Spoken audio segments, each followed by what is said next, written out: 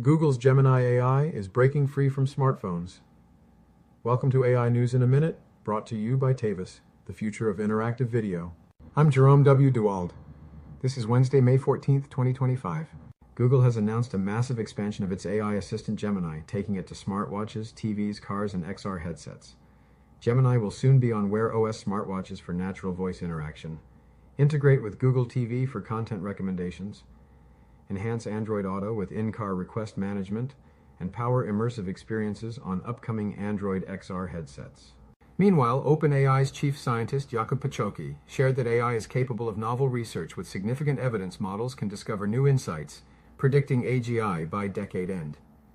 He also revealed OpenAI's upcoming open-weight model aiming to surpass existing open models.